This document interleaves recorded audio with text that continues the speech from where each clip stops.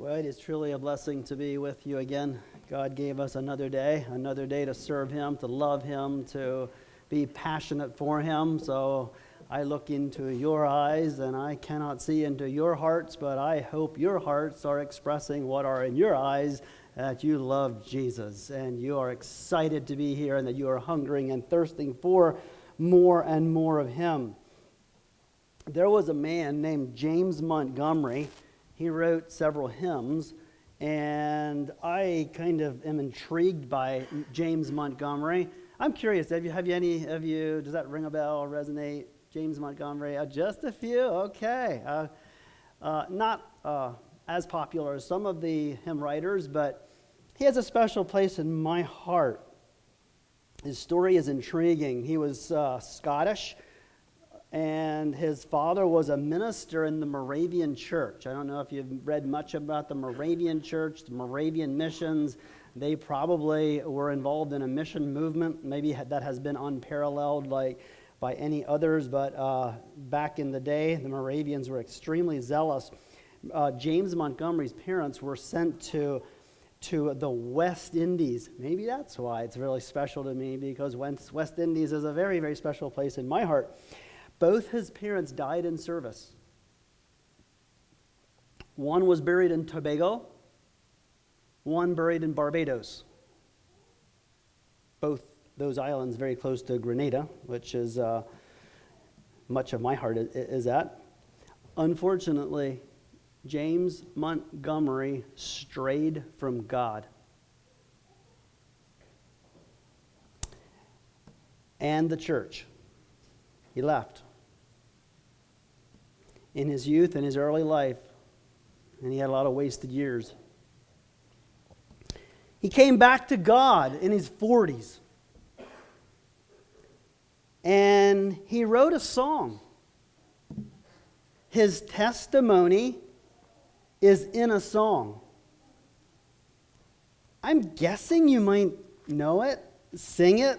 Don't think I'm going to take the time to turn to it or sing it. I want you to listen. Here's what he wrote in a song, his testimony.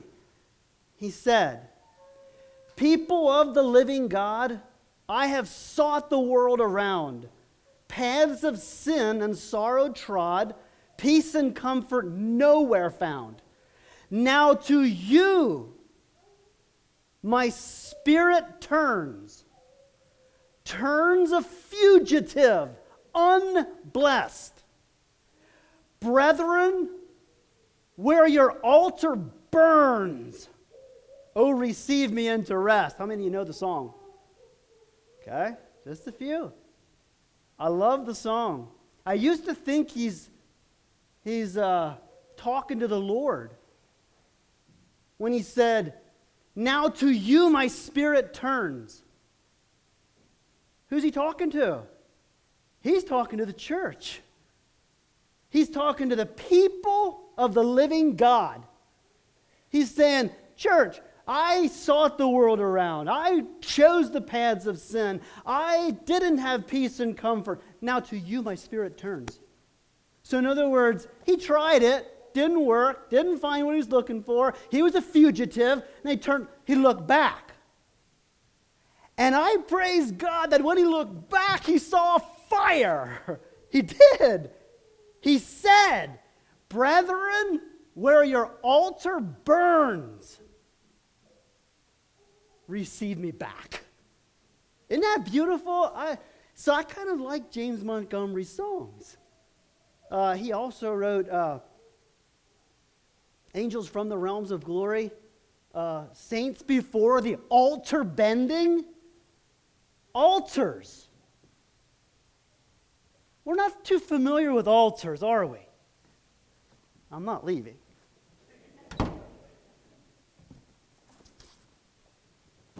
The image of an altar is kind of foreign to us. And I'm not suggesting that we build these in church, you know what I mean? But I guess it's okay if I do this.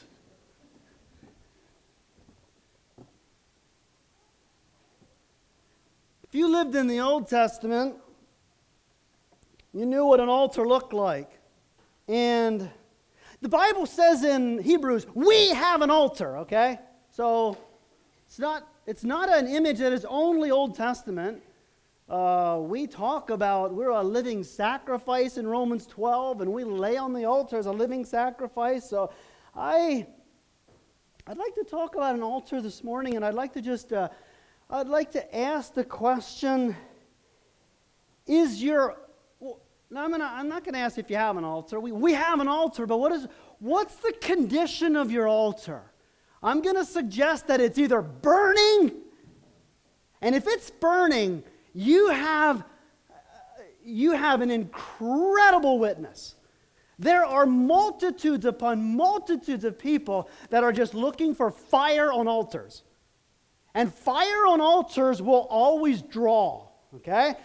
Now, I'm not going to talk much about strange fire this morning. That would be another subject. There's a lot of people that have been drawn to strange fire, and only to realize that a couple years down that road, it's not a road to holiness. It's not the road they even want it to go. But I'm gonna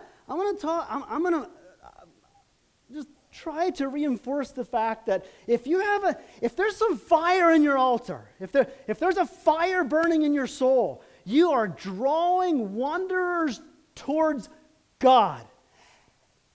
And if it's not, you're turning people away. There are multitudes upon multitudes of people that have been turned away from form without fire. Altars that aren't burning. And I want to encourage you to examine your altars this morning. So, just a little bit of a quick history. Noah gets off the boat, first mentioned. Well, I think it's first mentioned. Genesis, Cain and Abel, they had sacrifices and so on, but I'm not sure if we actually find the word altar there. Noah gets off the boat. What was he on the boat? Some 370 days? I used to think he was on the boat 40 days. You know, it rained 40 days, 40 nights. He was on the boat 370 days. I don't know if you've been on a boat for a couple days, but a couple days on a boat, it's time to get off the boat, right? 370 days on the boat, gets off the boat, and I think the first thing I had to do is build a house so I don't have to sleep on the boat. You know what he does? He builds an altar. It's beautiful. And there you have Noah. I'm not going to unpack the covenant that God made with Noah, but there it was beautiful. God smelled a sweet savor, and he made some promises. There's something beautiful happens when a godly man has an altar. That was Noah. There was an obedient man with a respect for God. There was an altar, and it was beautiful. Maybe I just say this right now. I don't know if you've ever built an altar physically. I had a call from a friend of mine one time, and he said, "Come with me." I said, "Where are we going?" "You're coming with me." "Where are we going?" "Come with me." Okay, I came with him. We walked up to the mountain. We went and hiked and hiked and hiked. We get to the very top of the mountain, and he had a big pile of stones. He was going through a real difficult time in life, and he just wanted a visual. And I'm okay with visuals. God seemed to be visuals throughout the Bible, and so my friend just sprawled out and laid over the altar, and he just wanted me to pray for him. Image of an altar. Abraham. That man was... Do you know that Abraham had two visuals in his life, two marks? Follow the life of Abraham. You're going to see him marked by an altar and a tent. Check it out. Both are very, very symbolic of his entire life. A tent and an altar. His tent reminded him he's not home. He's sojourning. And his altar reminded him of worship. There's a period of time that he didn't have an altar. You know that? He went up to where he was supposed to go, and then these little tough times there, and then he traveled down to Egypt, and it's just my opinion, okay? Just my opinion. I don't think he was supposed to go to Egypt. He goes down to Egypt. He comes back with, oh, by the way, down in Egypt, no mention of an altar, not one, none. He comes back, and he was packed with stuff. He did well. He had a lot of stuff. And he gets back, and he comes back, and the first thing you have mentioned when he gets back where he was supposed to be was an altar. I like that. So there's so much more about Abraham and his altar we could go through. I'm kind of skipping over a few things about the altar. I'm going to suggest that his grandson Jacob was, he knew all about the altar. Let's just drop in for just a second in the Old Testament sacrifice system. It's kind of interesting to me, the study of the tabernacle and the blueprint of the tabernacle. Actually, it gets kind of boring when I'm reading through the Bible. I don't know if you read through the Bible periodically, but I try to make my periodic travels through the Bible, and then I get to the genealogies are kind of difficult to read, but then it comes to the blueprint of the tabernacle, and it's like, I mean, at least the genealogies are a chapter. Then you get to the blueprint of the tabernacle, and it's like chapter after chapter after chapter after chapter after chapter of, I can say that God is interested in details. And he's a very detailed God. He's a God of order. The details of the temple and the portable tabernacle and the permanent temple are interesting, but the altar is intriguing to me. You can step into the outer court and you step right into a brazen altar that's basically 7.5 feet by 7.5 feet by 7.5 feet by all but 5 feet high. And that's where God called people that acknowledged their sin, that were honest. God invited the honest. That's what it was. And the honest people were supposed to bring something that without blemish. They were supposed to bring it willingly. That was specified, nothing forced. Willingly. Then this actually touches my heart. They bring their sacrifice. We could talk about some specifications of the sacrifice, but I'll omit that. They would bring their sacrifice, and then he was to lay his hand on the head of the animal he brought, and he was to kill it. And I don't know if you ever stopped there and pictured that. I'm not really into. I don't think I'm going to ever be a butcher. Okay, put it that way. I don't think and they maybe have more humane ways to take the life than they did back then. But the man would put his hand on the head and then take his other hand and just like, don't tell me there was some real loud sounds from the animal. Don't tell me that there wasn't some gushes and rushes and splashes of, hopefully this isn't making anybody woozy. It was at those times where it was supposed to touch the heart at the altar. Substitutionary sacrifice. I did wrong. The death happened in my place. And I'm guessing they went to the altar and some went home and I'm going to suggest that there were maybe lighthearted ones. Just kind of went through the motions and did it, and they're back again the next week. Just kind of, I'm going to guess that it didn't accomplish what it was supposed to in the heart. I think God had an intention, do all that, and it was going to touch the heart. Then I'll bet there was sensitive ones that did it right like they were supposed to and went home, and I just can't believe it. I just can't believe that actually covered what I did wrong. But I wonder if there were those that did it and it just touched the heart and it affected them. I'm not suggesting that process was equivalent to the New Testament, what the blood of Jesus does, but I'm just guessing there were varied attitudes at the altar. Well, maybe the most fascinating one is in 1 Kings 18. Israel's history is a very fascinating account. There were good kings, there were bad kings. There was Solomon. His heart was drawn away. Solomon, he had 4 issues, actually. One was work, one was wisdom, one was wine, and one was women. He had other issues, too. But he laments in Ecclesiastes that basically vanity, vexation, spirit, hated my life. We could talk about wasted life. Maybe he would have been one of the best examples of it. But like I said, good kings and bad kings were trickled all over Israel's landscape, and many of them adopted the very heathen practices, and some of them actually erected altars to heathen gods. They did.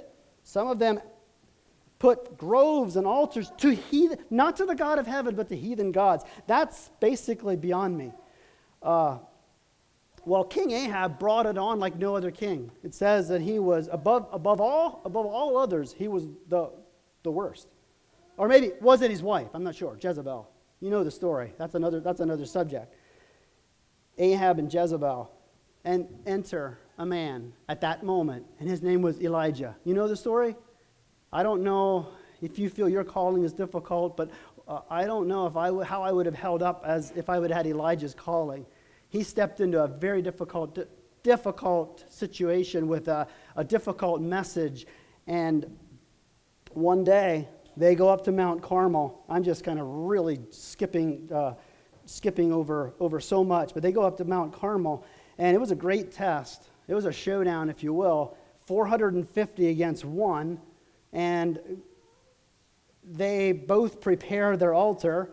I was reading over it this morning, and I actually caught myself chuckling because I don't think we should use mockery in the kingdom, but I think there is a time to use a little bit of godly sarcasm.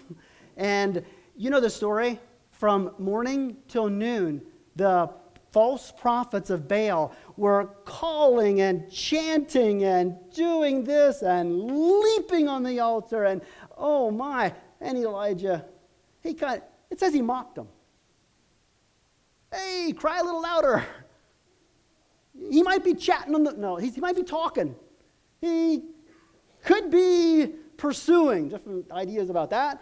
Maybe he's away. Maybe, hey, he could be sleeping. He's having, I don't know what you think of Elijah about that, but that's what he was doing. That's a fact. That's what he did. Like I said, I'm not sure if that's, I didn't find that to be my calling too many times, although I enjoy having a good time. That's what Elijah was doing. Well, it didn't work. There's so much more to this story. They started cutting themselves and doing all sorts of rituals and dances and loudness and this and that and so on. And then in verse 30 of 1 Kings 18, Elijah, it's his turn. The false prophets didn't have anything to offer, like they never do. And Elijah said to the people, come near. So I would really love to get the entire church. I don't know how many are here this morning and just make a big circle around here, but I can't. That's the setting. He said, just come a little closer. Come. Everybody come in. And then the next verses in the Bible are they break my heart. They do. And I want them to break your heart too. It says, after Elijah said, come near, all the people come near, and he repaired the altar of the Lord that was broken down. That's sad. That's very sad. That's supposed to break our hearts. Come. And he takes the altar and he repairs it. He puts it back up. He erects the altar, and there it is. And now he has undivided attention. And then I'm not going to try to unpack the entire story, but he gets 12 stones, and they are very symbolic of the sun. He basically takes them all the way back to the beginning. Not 10 tribes, not the divided kingdom. He goes back to 12. And, back to the initial altar where their heart was soft. The very beginnings, if you will. The moment where you went to the cross. The moment that everything was tender. In Israel's history. 12 tribes. And he puts them all back together, and then he puts everything in order. He puts the wood in order, cut the bullock in pieces, and they douse it, and they douse it again, and they douse it the third time, and the water was running all around the trenches, and it was pretty obvious that this is I guess I'm told that there was some foul play. There were some strange fires. There were some, quote, magicians and people that tried to do the show. And he's convincing everybody that this is no games here. This is the real deal. This is the God of heaven. Everything's doused with water. And then he don't have a dance. He don't have a loud voice. He don't have a ritual. He don't sing one chorus 15 times. He doesn't have anything to drum up emotion. He says, God, hear me, that the people can know. Do you hear his heart? I want the people to know you're the God of heaven. And the fire of God came down and fell, and you know the story. There was an altar on fire. My brother, my sister, things have not changed. You show me a simple sacrifice. You show me an honest heart. You show me a heart that says from the bottom of his heart, I just want to live a life that people know that you're the God of heaven. That's all I want. I'm telling you, if that's you this morning, it is inevitable that the fire of God is going to fall and consume. And it'll consume your flesh. It'll consume your, I'm talking spiritually. We know Romans 12 so well. I beseech you, brethren, by the mercies of God, that you present yourself, that you lay on the altar, present yourself a living sacrifice, well able to get off. Able too, but choosing to live a live sacrifice presented to God. It's only reasonable. That's your reasonable service. Don't, in that setting, you won't be conformed to the world. You won't. You'll have such a God bent towards you. And that's the fire. The fire is consuming all the earthly within me. Dead to sin, dead to the world. There you lay it. And I want to tell you, brother, sister, it draws the fugitive, it draws the wanderer, it draws. That's what I want your heart to be burning with today. So, what does that look like? What does that really look like? We have an altar. If I may,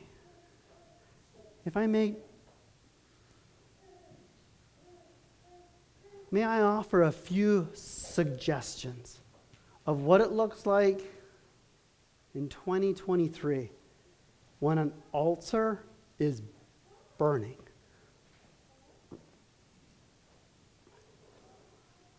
I already alluded to Romans 12.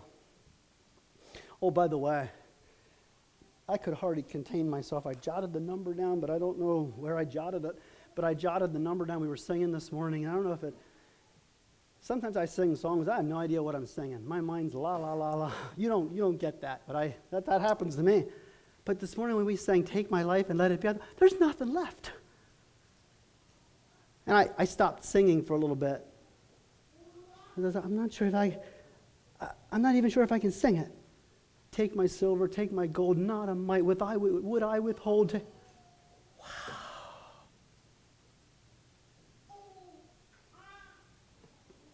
How's your altar? Is there anything broken down? How's your personal altar? Is it a life of sacrifice? Is everything on the altar? Is everything you've been entrusted with on the altar? Is your precious Isaac? You waited 100 years and now you got him.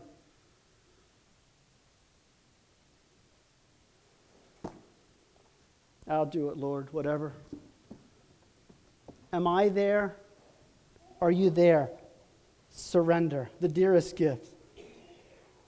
I don't think for a minute that it's wrong to enjoy gifts that God gives you, okay? My conviction is, hold everything with a very open hand. And even your requests, hold them with a very open hand. The minute we go like this, and it's so easy to do. It's so easy to do. Open hand. Are you there? Obedience. First of all, surrender. This is what a personal altar that's on fire looks like. There's surrender. There's obedience. I'll go anywhere. I'll do anything. I don't know what you do when you read the Bible, and I don't do well at reading the Bible. I'll be honest with you. There are times where I just struggle in just really connecting. One of the disciplines that has helped me tremendously is one time, I don't know who told me, go through the Bible and underline every command that you find. And do you know that you can put everything in the Bible in about 3 categories? Number 1, it's either a fact to believe, a promise to obey, or a promise to claim or a command to obey. And the facts and the promises are very close. But, for instance, the creation, try obeying the creations. You can't. There's so many facts, all you can do is believe it. And one time I got the New Testament done. Actually, it's in this Bible right here. Every command in the New Testament has red ink under it. I may have missed some, but it takes a very careful journey through. But what's really convicting is when every time you get the red ink out, and every command that you come to, and by the way, the commands are few. Sometimes I read I think it's Ephesians. I read Ephesians 1, Ephesians 2, and I didn't come to red ink yet. Just believe it. Just believe it. And then the end of Ephesians, you got some red ink. But every time you get red ink, then how did this affect my life? Try it. Obedience. Surrender, obedience. Another practical way that we can look if your altar is on fire is how I need the mirror again. This is just to me. You can listen in. How's my quiet time? How is it? I'm talking about the altar. Personal altar, how is it? When you pray, close your door. Shut the door. Too many times we live in a very busy world, and we just don't shut the door. We don't do like Jesus did, rising up a great while before day. Went out into a solitary place. There he prayed.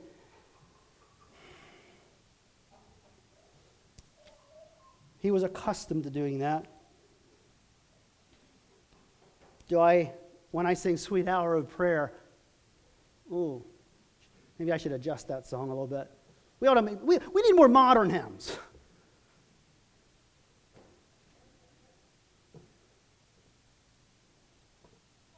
I love to steal a while away from every cumbering care. I spend the hour of setting. Now let's adjust. You know what I'm saying? I'm talking to myself. I treasure the gift of godly men that have spoken to my life, and none of them really came to me and said, hey, here's my devotional life.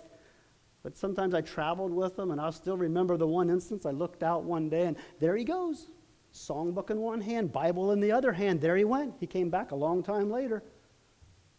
I wonder if there's a connection to what I've seen in his life. I wonder if something happened in the songbook and the Bible time. What would happen if I would set serious goals? Here's my daily. This is my altar. Here's my daily. Once a week, I'm going to carve out a little more. Once a month, I can slice out this in a 1 month. And maybe even once a year, I can have a day of solitude, or, that's between you and the Lord. Secondly, I want to encourage you to examine another altar. We have several altars. I just kind of coined a few, about 4. Those of you that are married, we talk about the marriage altar. And here we discuss the fabric of the home. I'm telling you, this one affects, the older I get, the more I realize that this affects the home far more than anyone will ever know. And this will affect the church more than anyone will ever know. This will affect the community more than anyone will ever know. This will affect the nation more than anyone will ever know. In fact, it's going to affect the whole world more than anyone will ever know. You show me a marriage altar that's got a pretty hot fire on it, and I'll tell you some really, really good things that are happening within the entire sphere of their influence. Because we're discussing the picture that Jesus gave of him and the church. That's why it's so big. I said some pretty strong things already, but I didn't backpedal on this one yet. That almost implies that I expect to. No, I don't expect to. I've said I'd rather fail in any area of life rather than my marriage. And sometimes it probably feels like we are failing. we have our bad days, just like you do.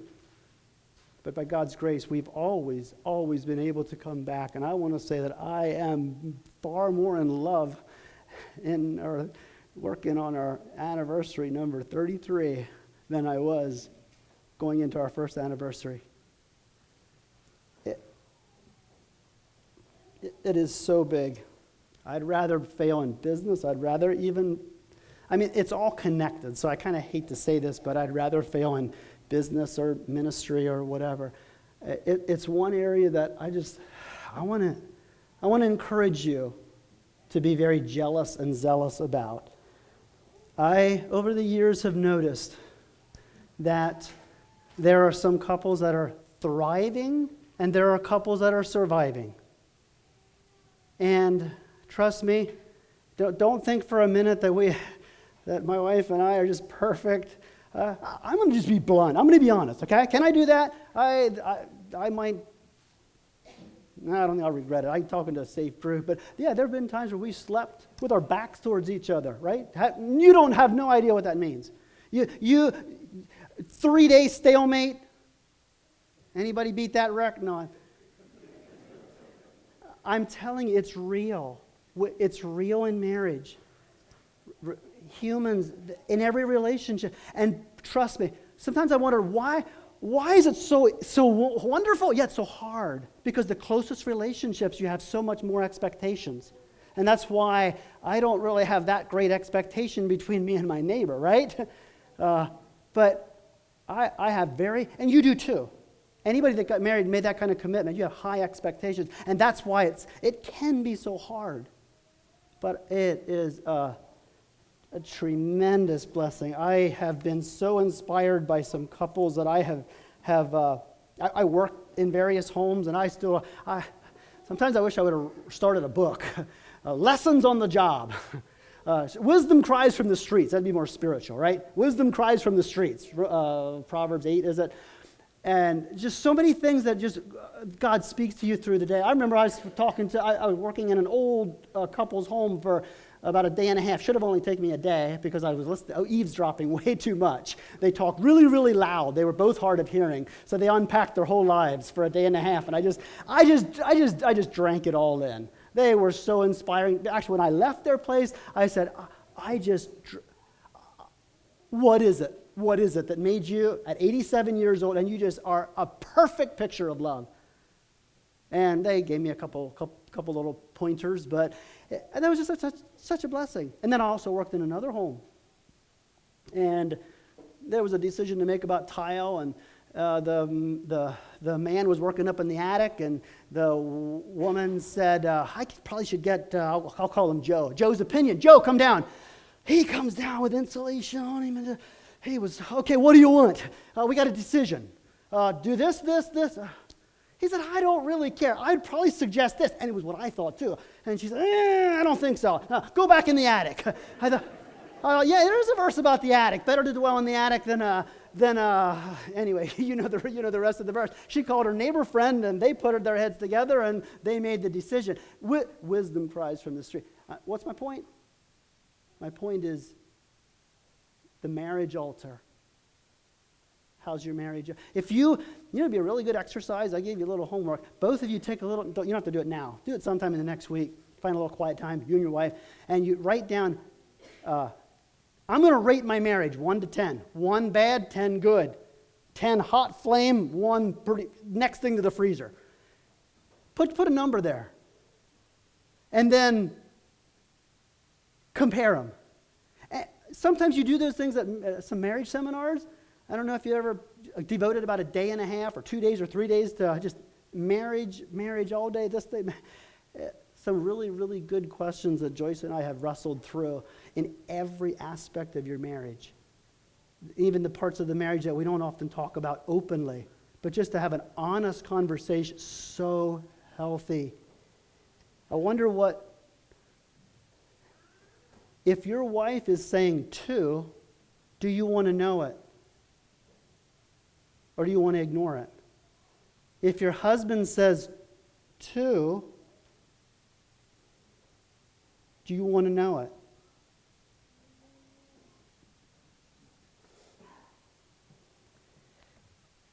Wives love to be treasured, cherished. She wants a leader. She wants a protector. She wants a provider. She needs help with the children. A woman is usually forgiving. I don't know if we've ever gotten on our knees before our whole family and said, "Can you just pray for me?" If you want respect to soar, not only in marriage but in the home, try it.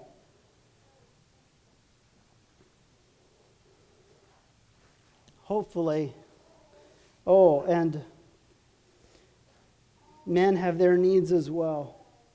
A man needs a woman by his side to give counsel, I'm learning that my wife gives a lot more counsel than I've ever gave her credit for.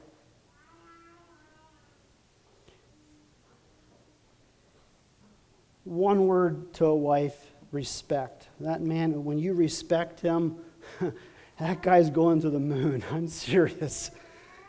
I've seen it over and over. Just respect him. A woman needs love. One of her greatest needs, and one of the greatest needs of a man is respect. Well, we could talk about love languages and so many more things, but I'd love to drop into the Song of Solomon for a little bit. Did you know the Song of Solomon is the best song? He wrote 1,000 songs, but that one's the best. That's why it's called the Song of Songs. And that is a tremendous book, but it's very real. It's not all rosy, cozy, mushy, gushy. There's a chapter 5. You read chapter 5 in Song of Solomon? They lived in a real world like everybody else does. Yeah, you can unpack that one. It didn't go so well for them, but it all turned out really good. How is your marriage altar? How's your family altar? I'm going to just zero in on the men a little bit. How's your family altar? In the midst of a busy life, I know, it's hard. It's hard. I used to think it was hard when the children were little. Wait till they are teenagers, and then your dining room table almost seems like the runway at O'Hare Airport. You know what I mean? Drumming and going and going and going. And it's so busy, coming, going, but I don't care what it looks like. In your home, do you have something established that there's an altar there, that there's worship? Whatever it looks like, however it looks like, I'm very, very flexible, but it's a time that you need. Deuteronomy 6 says, teach diligently. I have just maybe two little snapshots. One, I was working with a man. Sometimes you're in situations where you don't know where to start. He had a large family that it was, I honestly had no idea where to start with him. And I said, here's what you do. Try this every night. Set your children down, and he could. They didn't have license yet. Set them down and just say, I'm going to read the Bible.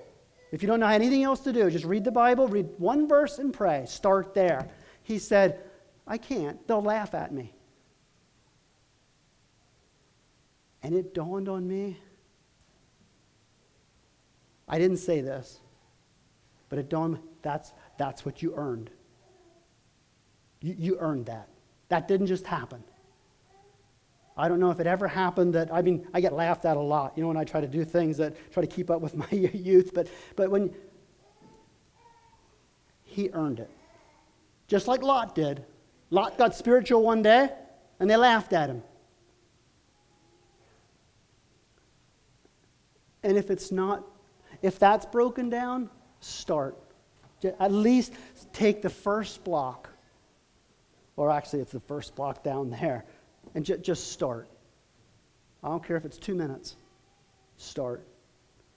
Sometimes family devotions are 1 minute in our house. Sometimes they just go on and on and on. That's where you break the ice and just people start talking. How's your family altar? I remember one of the scenes that are riveted in my mind is in our home church. There was an evangelist came and he spent a whole message talking about the family altar. Whole message. And he was a very soft-spoken evangelist that just was a very heartfelt man. And I'll never forget, he come to the end of his message, and he got over in the corner of the church, and he said, "Does anybody want to come and join me?" One by one, and that dear man just put his hands out, and he just prayed. That scene's riveted. Lastly is, so personal altar, marriage altar, family altar. This might be a stretch, but I'm going to call it the church altar. Jesus talks about when you come to the altar and you bring your gift, and we're kind of okay with that picture. I don't know how you make all the applications, but when you come together as a body, I think what it means. And then I realized that I got an issue with somebody. It almost implies that Jesus said, just don't come and do your pretense. Go and make peace and then come and offer your gift. And I'm not sure what all that looks like, but I'm going to call this last point the church altar. And I just want to encourage you here. I just want to encourage you, brother, sister, to give everything you can to the analogy of the human body. Paul spoke about that in many of his letters. He gave that picture of the church as a body. I have a friend, a neighbor that fought in the 1990. What war was it? The Persian Gulf War. George Bush. And he was gone for a while, and he came back, and I remember the day he had knocked on my door, and he says, "I'm back," in his camo, in his uniform, and I wasn't quite sure how to respond. I said, "Welcome home, thank you, that's what I did." And they said, "Come on over sometime, I'm going to show you some pictures." And, yeah, okay, I went over, and I saw some pictures, and I have my viewpoints, and that's not my subject, and I remember him flipping the page, and he showed the desert, the Persian Gulf, the desert, and he said, "Look, right there." He said, "That's a hand." And my heart sank. The hand. And that's riveted, just like some of those, some things are just riveted in your mind. That's riveted. And I call that memory the hand in the sand.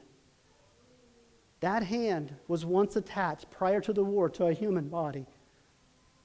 And now, when that picture was taken, there was the hand in the sand, detached from the body.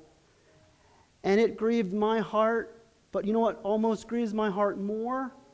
Is when there's detachments. When we lose the body concept. When we lose my toe hurts, we all feel it. Everybody. And I know, and I want to be so gentle. I know I've probably really failed sometimes.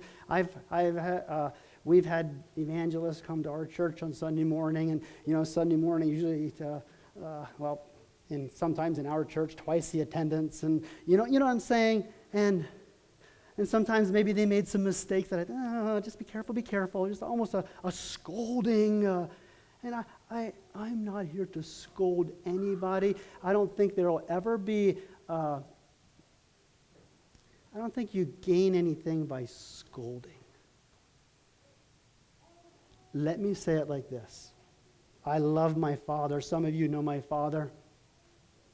I have never in my entire life one time heard my dad say, should we go to church today? Never. It never one time was a question. Never, absolutely never. I'm going to say it like this. I have so many needs. It is my goal to never, ever, ever have one of my children one time in their entire life hear me say the same. I want to continue the legacy. It did something to me. Much more is caught than taught. That's my encouragement. The church altar. Every person is so important. I love to play sports. I love to watch my children play sports. Some of them have played in basketball games in their high school. And I remember it was nail biters. Maybe my wife doesn't even like to go to those games. It's too intense. I love it. I love to sit down at the very end. And you know what? I just can hardly stand when it's on the line in the last minute and you have one person on the team that just comes out and just, like ho, ho, hum. Maybe it's a baseball game and they stand there like, if I hit it, No! I want everybody to, in the sports, give it your all. I don't know. That's just me. I'm okay with my young people giving it their all. They got to be good losers. Don't get me wrong. They got to be good losers, and they got to learn to win and lose and all of that. But give it your all. Every single person on a sports team adds to the big picture, and so it is in the church. Sometimes when people come to me and I sit down with them and we talk about membership and part of the church, and I say, okay, just, there's a wattage. I use the word wattage. There's a wattage here, and every person contributes to the wattage. What kind of wattage? I don't know if I quite said it like this, but I try to, in a nice, kind, roundabout way, say, what kind of wattage are you planning to bring? Examine your altar. I went a little longer than I wanted to. Family altar, church altar. I didn't ask what time you close. I guess nobody's running home to get their beans aren't burning because the beans are over there.